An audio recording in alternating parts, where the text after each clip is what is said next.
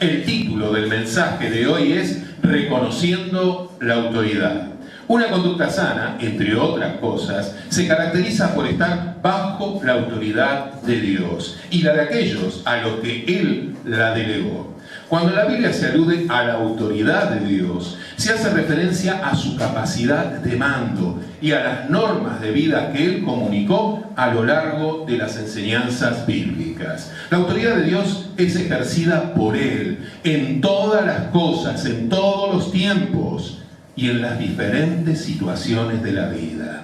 Pero a Él le complace que el ser humano, cada uno en particular, tome esa autoridad como propia, para su propia historia, para sus propias circunstancias. Cristo, de acuerdo a lo que enseña Apocalipsis 19:16, es el Rey de Reyes y Señor de Señores. Cuando se reconoce su autoridad, hay temor de Dios, hay respeto, reverencia ante Él.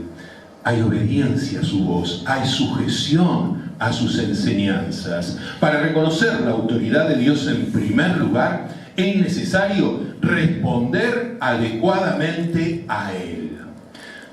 La autoridad divina encarnada en Jesús despertó diferentes tipos de respuestas, despertó diferentes tipos de actitudes. La autoridad divina despierta cuestionamientos. Fíjense, Jesús fue cuestionado. En Lucas 22 dice: dinos con qué autoridad haces estas cosas, o quién es el que te ha dado esta autoridad. Los religiosos de su época cuestionaban la autoridad de Jesús. Él sufrió estos cuestionamientos para enseñar a sus discípulos cómo afrontarlos, porque nosotros como discípulos también somos cuestionados. En este sentido, en Lucas 6:40, Jesús dijo: el discípulo no es superior a su maestro, será cuestionado como su maestro, mas todo el que fuere perfeccionado será como su maestro. Con relación a esto, Jesús pronunció una bienaventuranza para aquellos que están bajo la soberanía de Dios. En Mateo 5:11, Jesús dijo: bienaventurados cuando por mi causa los vituperen, los critiquen y los persigan y digan toda clase de mal contra ustedes, mintiendo. Asimismo, la autoridad divina despierta rechazo, violencia y competencia. En Lucas 20, 9-18 dice: un hombre plantó una viña. A su tiempo envió un siervo a sus labradores. Pero los labradores le golpearon y le enviaron con las manos vacías. Volvió a enviar otro siervo, mas a este también, golpeado y afrentado, le enviaron con las manos vacías. Volvió a enviar un tercer siervo, a este echaron fuera, herido. El señor de la viña dijo: ¿qué haré? Enviaré a mi hijo amado. Sigue diciendo más adelante: los labradores, al verle, discutían entre sí diciendo: vengan, matémosle, para que la heredad sea nuestra. La parábola que relata Jesús expresa la falta de discernimiento que se da en aquellos que desprecian la autoridad de Dios. Los labradores rechazaron a los enviados a la viña. Hubo violencia y competencia. Y finalmente el Señor asocia que todas esas actitudes son las que han asumido contra Él. Cristo es el Señor de la viña. La iglesia, el pueblo de Dios, es la viña. Y Dios ha enviado a su viña, a su pueblo, advertencias. Y el pueblo las despreció. Con relación a esto, la autoridad divina despierta intrigas y acechanzas. En Lucas 20:19-26, Lucas 20:19-26 dice: procuraban los principales sacerdotes y los escribas echarle mano, porque comprendieron que contra ellos había dicho esta parábola, y acechándole enviaron espías que simulasen ser justos, a fin de sorprenderle en alguna palabra, para entregarlo al poder y autoridad del gobernador. Y sigue diciendo en Lucas, y le preguntaron diciendo: Maestro, sabemos que dices y enseñas rectamente, que enseñas el camino de Dios con verdad. ¿Es lícito dar tributo a César o no al emperador? Mas él, comprendiendo la astucia de ellos, les dijo: ¿por qué me tientan? Y no pudieron sorprenderle en palabra alguna, sino que maravillados de su respuesta, callaron. Jesús les había dicho: den al César lo que es del César, hagan sus impuestos, y den a Dios lo que es de Dios, ofrenda para causa de su Dios. La autoridad divina despertó en algunos ciertas inseguridades que se tradujeron en intrigas y acechanzas, las cuales fueron claramente interpretadas por Jesús. Cuando él les preguntó por qué me tientan, interpretó que le estaban tendiendo lazo para encontrarlo en algún error. Por otro lado, la autoridad divina despierta burlas y acusaciones. En Lucas 22, 63 al 71 dice: y los hombres que custodiaban a Jesús se burlaban de él y le golpeaban. Se juntaron los ancianos del pueblo, los sacerdotes y los escribas, y le trajeron al concilio diciendo: ¿eres tú el Cristo? Dínoslo. Y les dijo: si se los dijere, no creerán.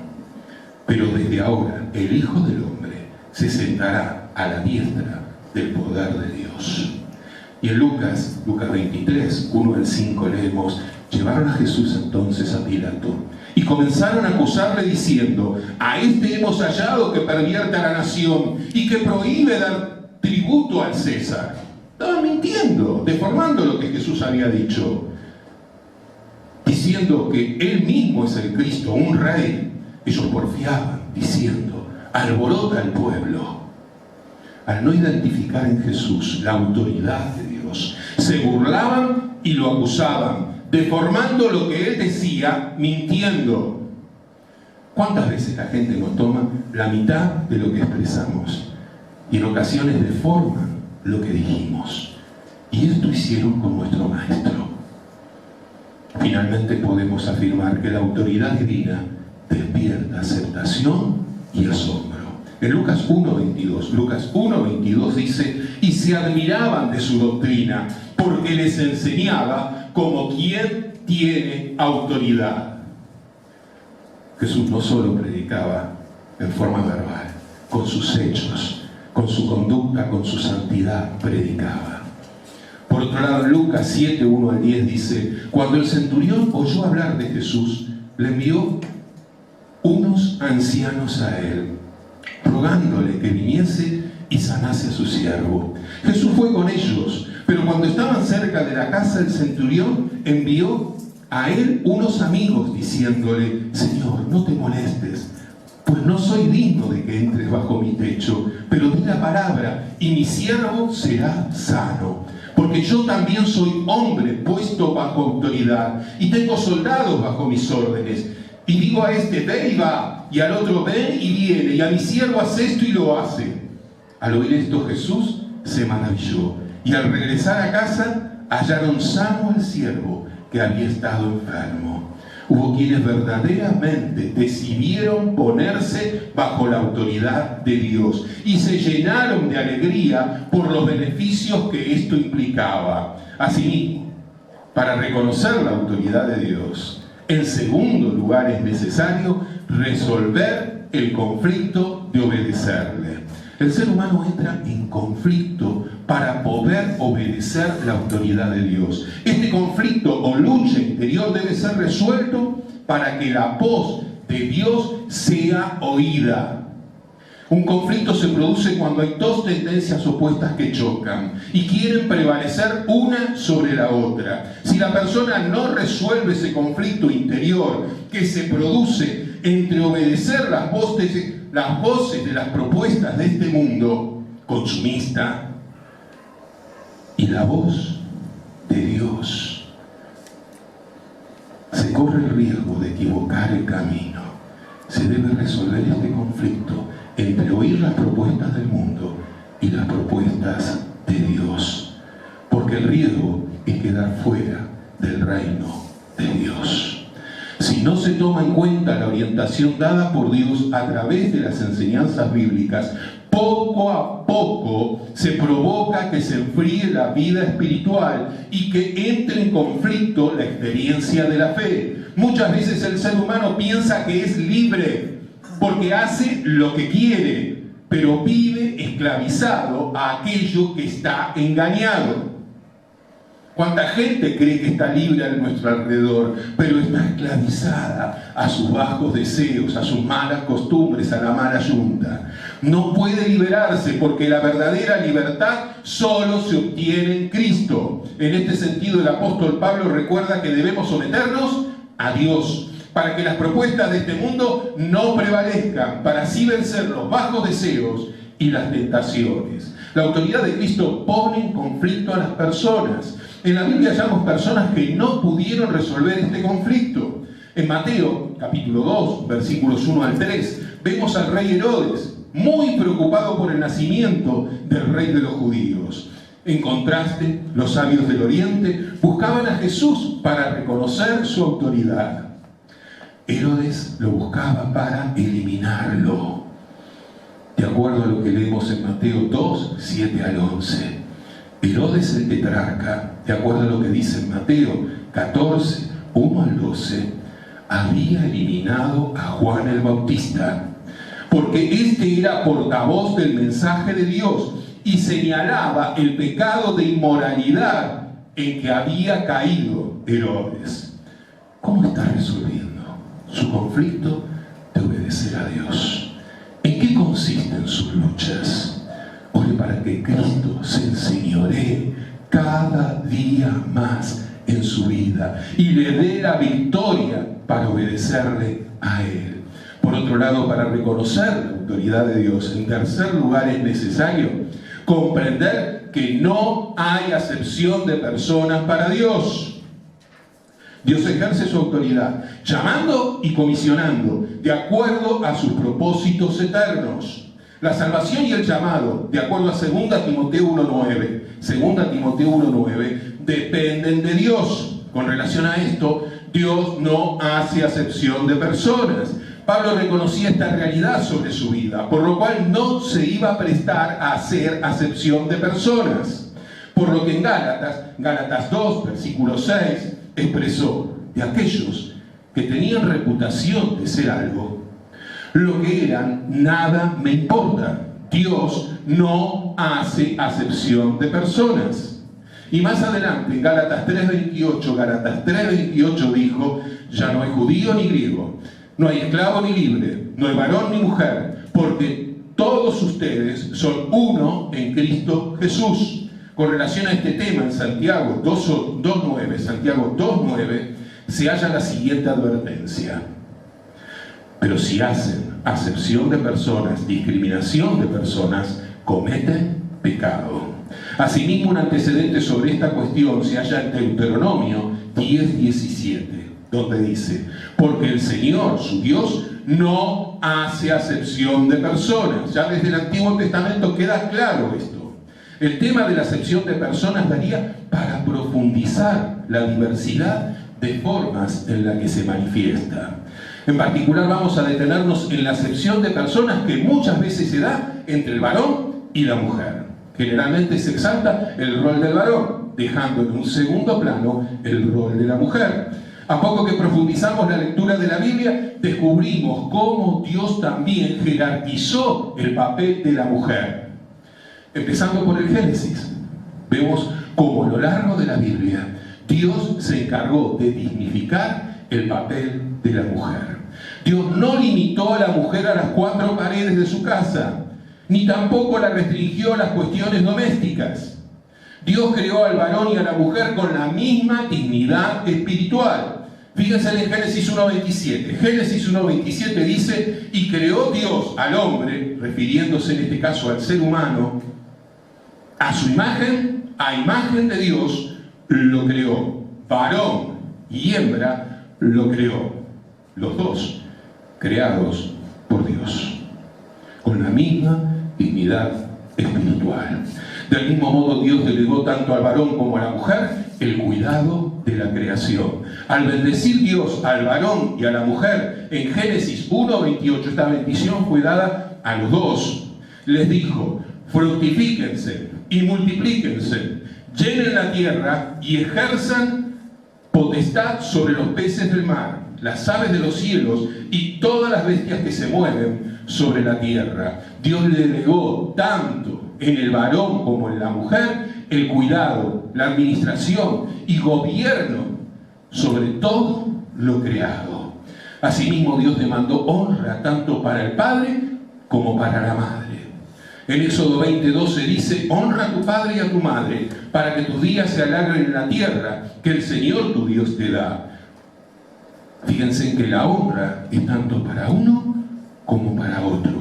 Por otro lado, la sujeción de la mujer al varón, tomando en cuenta lo expresado en Efesios 5:22. Efesios 5:22. Si realizamos una cuidadosa lectura de la carta a los Efesios, está en el contexto del sometimiento mutuo. Así lo leemos en Efesios 5:21, donde dice: sométanse los unos a los otros en el temor de Dios. Y recién después dice que la mujer se sujete a su marido.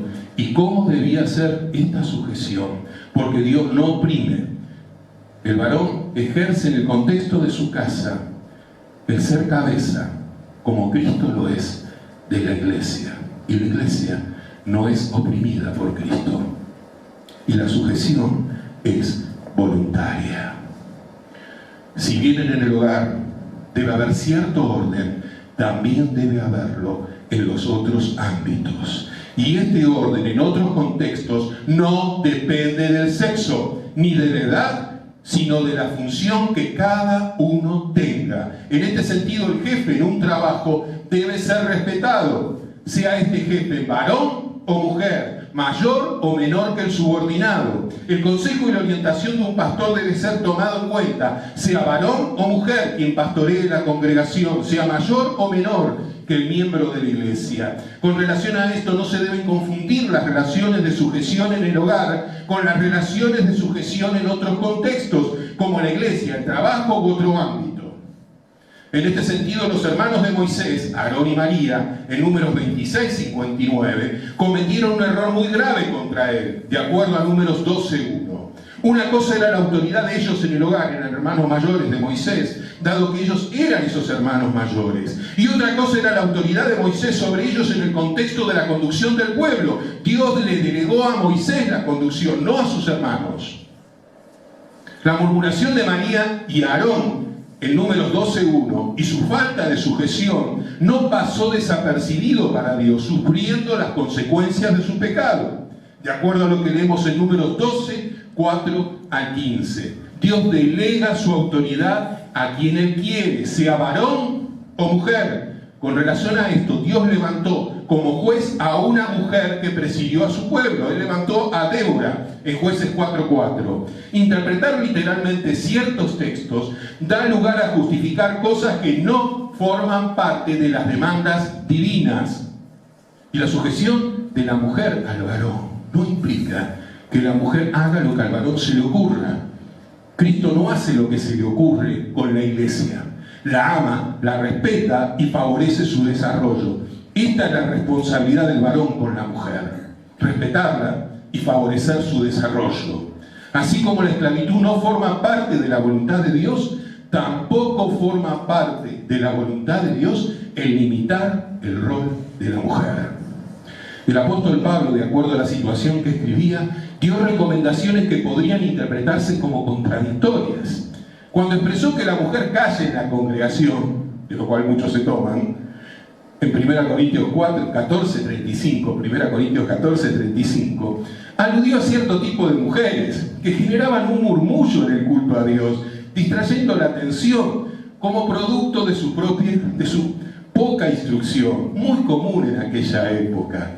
Las mujeres tenían muy pocas oportunidades de recibir formación. Y algunas murmuraban en el culto porque necesitaban consultar, porque no entendían, pero tenían que ser calladas, porque interrumpían lo que acontecía en el culto. Pero en contraposición, en la misma carta que plantea que la mujer calle en la congregación, Pablo reconoció que había mujeres aptas para hablar, a las cuales les recomendó que hablasen, tomando en cuenta cierta pauta cultural, en 1 Corintios 11:15. La mujer puede expresarse en la congregación.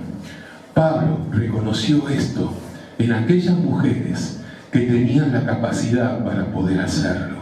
Él no limitó el rol de las mujeres a las cuales Dios les había dado el don para expresarse. Pablo mencionó a cantidad de mujeres en sus cartas, reconociendo sus ministerios y consagración. Algunas de sus recomendaciones tenían que ver con cuestiones culturales, como por ejemplo cuando él relata el tema de la resurrección y no las menciona, porque para los griegos las mujeres no eran testigos confiables, era un problema cultural de ellos. Pablo, para no restarle valor a lo que decía, no las menciona por el tipo de audiencia que tenía.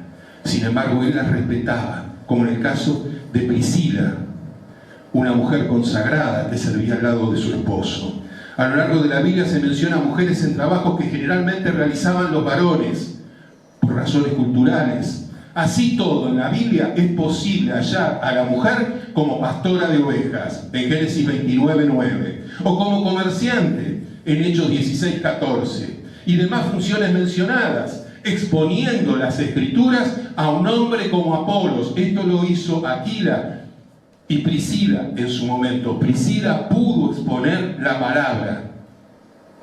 Y también hubo una mujer, como mencioné, que condujo al pueblo como jueza, que fue el caso de Débora. Dios, al ejercer su autoridad, no hace acepción de personas. Con relación a esto, si Dios llama a la mujer y hay alguna persona que se opone a quien ha sido llamada, en realidad se está oponiendo a la autoridad de Dios. El Señor llama y da oportunidades de servicio, tanto a varones como a mujeres, dispuestos a servir en santidad y amor.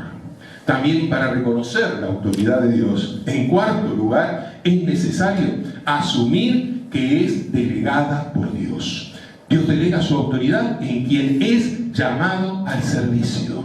Los cristianos, entre otras cosas, deben comprender y aceptar que la autoridad es delegada por Dios. La función de la autoridad es orientar en cuanto a la conducta, coordinar esfuerzos, mantener el orden, recordar las reglas, mantener la paz y el orden. Nuestro Dios es un Dios de orden y la autoridad delegada por Él debe servir a estos propósitos. La autoridad debe ser ejercida, la autoridad tiene que ser ejercida con respeto, teniendo en claro que vamos a rendir cuentas ante Dios por nuestra conducta ante Dios. El cristiano debe orar por las autoridades constituidas por Él para que lleven a cabo su función como corresponde, porque van a rendirle cuentas a Él. Dios demanda sujeción en Romanos 13:1, en Tito 3:1, y oración intercesora a favor de las autoridades, como dice en 1 Timoteo 2:1-2. Cuando se habla de autoridad, se lucha con actitudes como rebeldía, desvalorización, autosuficiencia e independencia. La autoridad es ejercida de diferentes formas. Hay quienes se han esforzado por ser justos, pero otros son injustos. Están los que han actuado con responsabilidad, otros lo han hecho con irresponsabilidad. También están los que brindan un cuidado adecuado y amoroso, aunque por otro lado están los que han asumido conductas abusivas, tanto en lo físico como en lo psicológico. Todos, cada uno de nosotros, pastores y miembros en general de la iglesia, vamos a rendir cuentas a Dios por nuestra conducta, por el buen o mal ejercicio de la autoridad, por el respeto o no a la autoridad. Ore para que Dios forje las actitudes más saludables hacia la autoridad y en aquellos que ejercen la autoridad. Dispóngase a reconocer la autoridad delegada por Dios, asumiendo el lugar que Dios le haya dado en el hogar, el trabajo, la nación o la iglesia. Pida a Dios que ayude a respetar y honrar a sus pastores. Cabe destacar la importancia de la sujeción de a ellos, de acuerdo a Hebreos 13:17. La sujeción a los pastores es de acuerdo a la autoridad delegada por Dios para la edificación del cuerpo de Cristo. Cristo, de acuerdo a Efesios 4:11, es quien delegó su autoridad a los pastores, constituyéndonos en nuestra función. Y en Efesios 4:12 dice el propósito de esta función.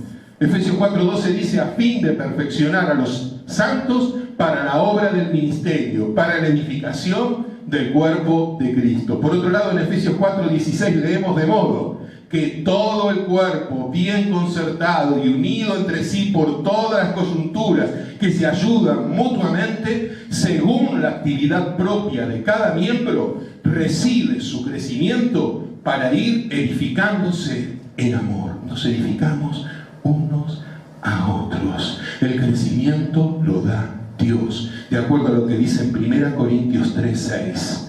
1 Corintios 3:6, el crecimiento lo da Dios. Como su pueblo, como cuerpo, es clave que estemos unidos por todas las coyunturas que se ayudan mutuamente. El temor de Dios y el discernimiento de su cuerpo son claves para el respeto y la autoridad delegada. Ore para que Dios forje en su iglesia varones y mujeres respetuosos de la autoridad y a toda autoridad delegada por Él. Oremos, oremos. Padre nuestro que estás en los cielos, Padre, gracias, porque tú eres la autoridad a quien cada uno de nosotros se sujeta. Gracias, Padre, porque tú no haces acepción de personas y nos has dado tanto a los varones como a las mujeres la oportunidad de servirte como autoridad delegada por ti. Ayúdanos, Padre, a sujetarnos a ti por sobre todas las cosas. Ayúdanos a asumir este lugar de sujeción a la autoridad en el contexto de la iglesia. Ayúdanos a ejercerla, Padre, con responsabilidad, de modo que tú seas honrado a través de cada una de nuestras vidas. Bendice a tu pueblo, bendice a tu iglesia, para que podamos servir en unidad de propósito, en solidaridad unos con otros, sujetos a tu autoridad y aquella autoridad que tú hayas delegado. En Cristo Jesús oramos. Amén y amén, Señor.